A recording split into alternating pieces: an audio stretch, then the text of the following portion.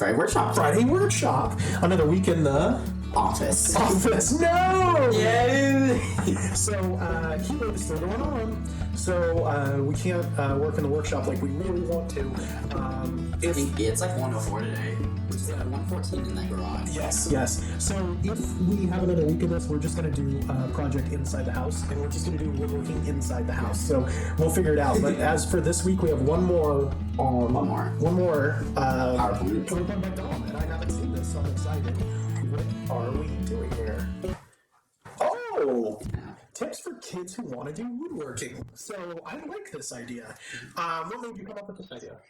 Mostly, I was like brainstorming ideas because I was thinking kids would probably want to do woodworking. So I was like, what would be a good idea for that? And I thought, what's good? It'd be good tips for kids who want to start woodworking because the hard part's starting. Yeah, we because of Dom's on the channel, we have a surprising amount of kids who watch our channel, which is a little weird, different of a demographic for woodworking channels. But we have, they like to get into woodworking. So. I'm popular from the kids. True. So what is number one? Number one is to ask family and friends, because usually a woodworker would be happy to help you with woodworking.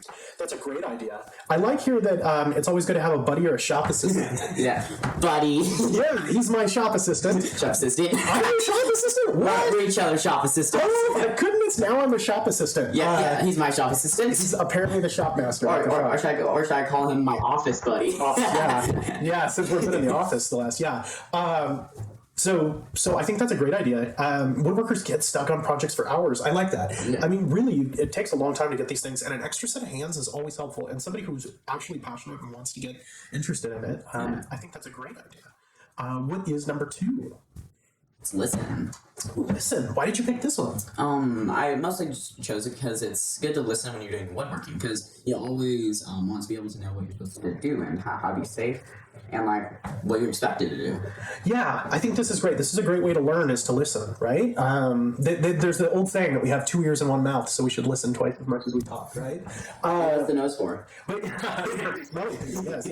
It's not really that useful in woodworking. I know, right? But yeah, where's the knife?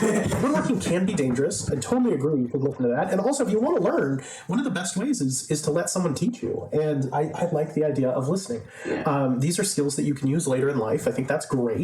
And that woodworkers like what they do, and so of course they're going to like to explain things to you. So if you're passionate, just kind of open up and kind of listen, and that's how you learn. I think that's a great way to learn woodworking. That's how I learned how to do the sanding. Yes, Dom's a great listener. Yeah. So number three, research.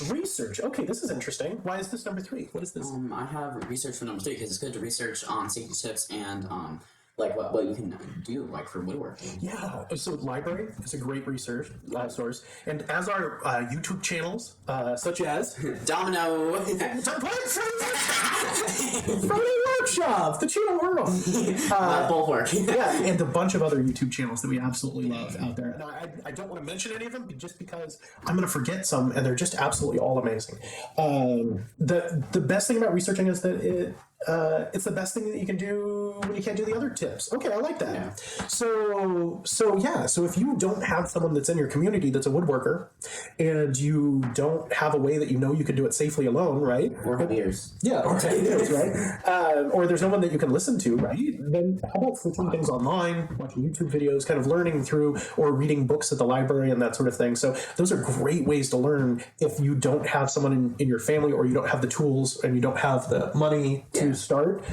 Just reading books and just learning before you can actually do it.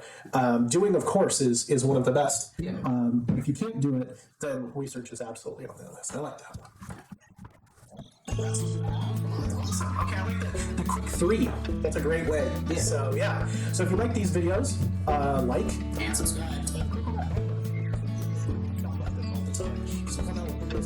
Regardless of the waves, we're still coming out with videos. We'll be here all the time. Yeah, we'll never stop. 77 to 76. Yeah. We'll still be here. We're still here. We'll be robots at that time. Yeah. Just because it's 115 in our garage, it doesn't stop us from creating YouTube content for you guys. So keep watching and keep subscribing, because we're going to be here. So and hopefully it'll cool down enough that we can start another build. Yeah. So next time. See ya.